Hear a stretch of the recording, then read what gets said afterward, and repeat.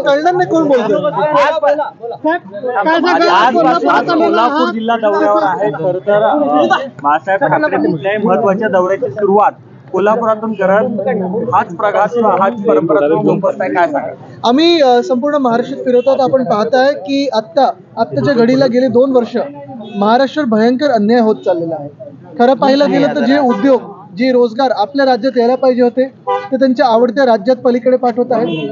आणि अनेक गोष्टी अशा आहेत आपल्या राज्यामध्ये जे तयार आहेत बनून, पण अजून उद्घाटन झाली नाही. सांगायचा मुद्दा हाच आहे. आता पुण्यावरून येताना देखील मी पाहत होतो, पुणे इंटरनॅशनल एअरपोर्ट जे आहे तिथे नवीन टर्मिनल बिल्डिंग ही 4 महिने तयार आहे, तरी देखील त्याच्या उद्घाटनासाठी वेळच नाही मिळाली.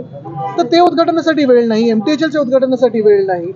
परवा आम्ही दिघा रेल्वे स्टेशनला गेलेलो. 8 महिने ते रेल्वे स्टेशन तयार आहे, लाईट चालू आहे, सगळं म्हणजे वीज बिल भरतायत, कॉन्ट्रॅक्टर नेमलेले आहेत, पण कुठेही हे उद्घाटन झालेलं नाही. म्हणजे आपण नक्की महाराष्ट्रावर एवढा अन्याय का सहन करतोय हा प्रश्न. आणि आज मी तरुणांना हेच प्रश्न विचारायला आलो.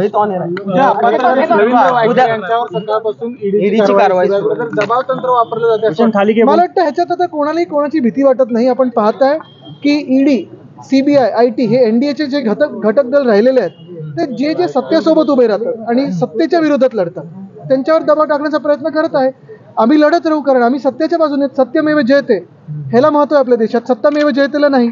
आमदार उद्या निकाल येणं अपेक्षित आहे, काय? नाही, उद्या निकाल येईल तो येणार. जरा थोडं थांबा, नाही भांडू नका ना. जे निकाल येणार आहे तो येणार आहे.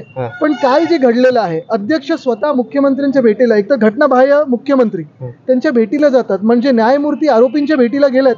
असं होतं, कधी मी ऐकलं नव्हतं की वर्षा बंगल्यावर असं काही सेटलमेंट करायला हे लवादाचे जे अध्यक्ष महोदय आहेत ते गेलेले आहेत. मुख्य गोष्ट हीच, ट्रायब्युनलवर तुम्ही काम करत असताना, जज म्हणून तुम्ही काम करत असताना जी एक सेमी ज्युडिशियल पॉवर असते त्याच्यात तुम्ही असं करू नाही शकत.